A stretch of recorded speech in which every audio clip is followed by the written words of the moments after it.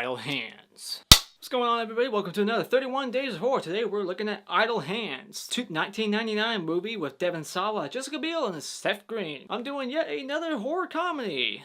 Not on purpose. I don't know why I'm doing this. I'll do some more serious ones for the rest of the month. And I'm going to be dropping this on the same day that I dropped Stage Fright because I got to make up for yesterday when I missed my due date for Stage Fright. But, you know, shit happens. I work. YouTube's a hobby, not a job. So Idle Hands is technically a comedy, but it's got the horror elements in it, and it's basically just a story about a guy whose left hand, gets possessed. Or actually his right hand gets possessed, and he kills his parents in his sleep. And then he kills his best friends, and then he goes, fuck this, chops off his hand goes loose, has to hunt down his hand and kill his hand. And meanwhile, we got this woman who knows how to defeat it, and she's got this special knife. Kind of like that situation in Jason Goes to Hell where that Craig Newton guy has a special knife or something, some bullshit. That's what this movie is. It's fucking weird, and it's hokey, and it tries to just be a comedy the whole time. But is it funny? Let's get into that. So when I was young, I saw this movie on TV quite a few times. I never owned it, never rented it. I just bought it because I wanted to see it again. I haven't seen this movie in over a decade, and when I watched it the other day, fuck, this movie was terrible. This movie only made me laugh probably once, and I kind of snickered. There's a scene where Devon Sawa is like freaked out. He's hearing something in his house, and he wants to go investigate, but he takes his dog and he scoots it across the floor, and he basically has to forcibly push this dog across the floor, and the dog's just whimpering, like, he doesn't want to be pushed. And I thought it was kind of funny. But the rest of this movie is just weird, hokey shit, and it just would not happen in real life. It's so lazy. The lazy ass writing. His two dead friends come back to life because they were too lazy to walk to the white light to make it to heaven.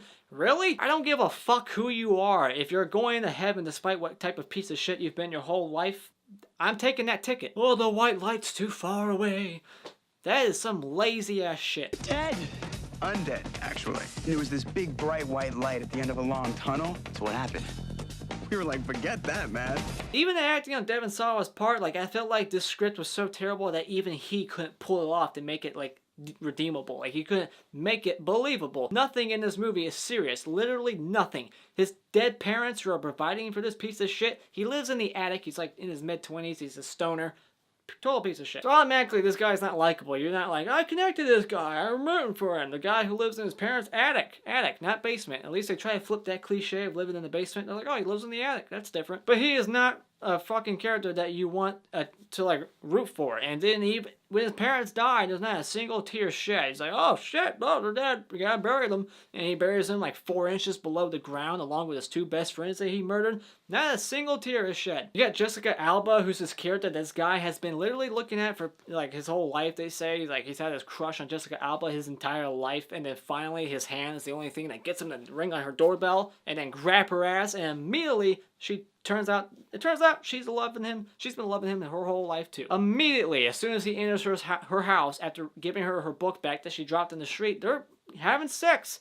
So Jessica Biel's not that cute girl next door neighbor who will slowly fall in love with our protagonist. She's just a slut. Or she's just easy to get. I don't care. And not to mention, she is a terrible actress in this movie. I mean, is she good today? I don't watch her movies, but she was terrible in this one. I think this was her first movie. And she dances terrible later. Trust me, if you watch it, it is terrible. There are so many logical errors in this movie. Everything. Just fucking everything. Even the makeup on Seth Green, his makeup of being dead, changes and it doesn't stay consistent throughout the whole movie. You got a woman who's literally hanging and she's like underneath a fan that's spinning. It's like a sharp ass blade, and the rope is tied on the top of the turbine, or like the middle column above the fan, and then it just pulls her up to get chopped, as if this fan wasn't going to chop the rope before it ever chopped her.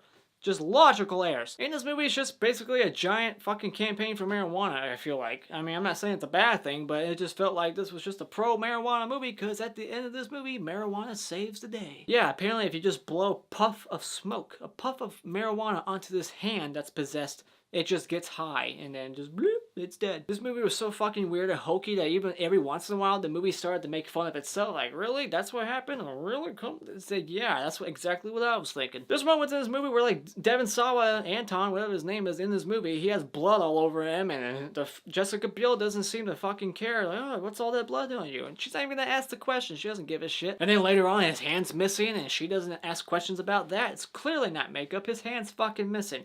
Have some questions. And then let's talk about the whole hand acting. Like, Devon Sawa had to act like his hand was possessed. That's a hard thing to pull off as an actor. It got very hokey at some moments. Just just the way he moved his hand. Like, it's a very hokey movie, and it was not comedy that made me laugh. It's not the comedy for me. I don't know what the fuck I saw in this movie. This movie was creepy as a kid. Like, seeing him kill his friends, seeing his parents dead, thinking in my head, like, holy shit, what if I got possessed and I murdered my parents? That shit creeped me out. But the comedy in this movie is embarrassingly dumb. There's no one to root for. You really just don't give a shit. Like I say, he doesn't care that his parents are dead, that he killed his friends. No seriousness whatsoever. And I understand because it has a very weird story. It would be impossible to take that serious, but if you're gonna kill your parents that you supposedly love, then why not actually show some emotion? Like, you literally just do not care if this hand succeeds or not. Like, if it killed everybody, you'd be like, I don't care.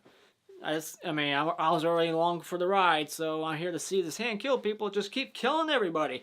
And I don't understand how this hand can kill anybody the way it kills people in this movie. Every time somebody dies, like a big old puddle of blood would just hit the ground, hit the windshield, and then when you see the body later on, there's like nothing wrong. When Devon Sawa kills his mom at the beginning, the big old blood splat hits the ground, and then later on you find out that all that happened to her was her eyeball got plucked out. What the fuck was all that blood for? And then you find out that Anton apparently went on a killing rampage in his sleep before he killed his parents, killing multiple people at public places, and he never got caught. No surveillance cameras. It's 1999, no such thing as surveillance. And on the very first day that his parents are dead, he goes to his friend's house and says, I haven't seen my parents in a couple of days.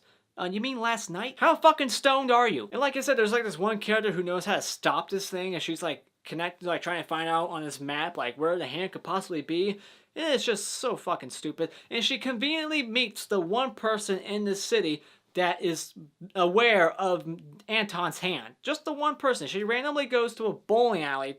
Don't know what the fuck brought her there, but she's there and she meets this guy. He's like, oh, I know somebody with a fucked up hand. Really? Take me there. Convenience factor. So yeah, those are all my negatives. Look, there's more. I could go on and on, but this movie is not funny at all. I can't think of any positives. But you know what? Fine. I'll make up some positives, alright? I'm not going to say this is a movie that's going to make me want to blow my brains out. I could watch this again because of the comedy aspect. I'm not going to watch this as a horror movie, but you could watch it as a comedy. Some people might like the comedy in this movie. It might land, but it doesn't for me. It's got bad CGI too. Like the guy with a head, he's carrying his head all the time, and there's bad CGI involved there. But I will say that there's a couple of cool kills in this movie, and there's blood. There you go. I enjoy seeing Devon Sawa because I'm a fan of Final Destination. That was a very good movie, one of my favorite modern after 2000 millennia franchises. And Seth Green, you know, from Family Guy, Robot Chicken. I love Seth Green in those. You know, you got a couple of good actors. It's like the beginning. And this movie does have a little bit of nostalgia for me. Like I said, I saw this when I was a kid, and it actually scared me when I was a kid. But now as an adult, this movie is just, it's an embarrassment. I just wasn't on the same page as these writers. I wasn't on the same page as like the comedy. The comedy didn't appeal to me. I didn't find it funny. It was all just lazy shit. Shit that just wouldn't make sense. Like, why are these corpses, these two dead friends, even eating? If they're dead, why do they even have those alive human emotions of hunger and shit? They're not, their organs are all dead. Like, just, ugh. But yeah, those are my thoughts on Idle Hands. I just can't see myself watching this movie again anytime soon. I don't recommend you ever watch it unless you're in for some good old fucking weird goofy comedy that's just not done that well. It's not really that funny. I did not laugh once. I won't say this is a movie I want to blow my brains out while watching. There's still that comedy aspect. It's still somewhat fun. So therefore, when it comes to Idle Hands, I'm just going to say that this movie is just wasted time.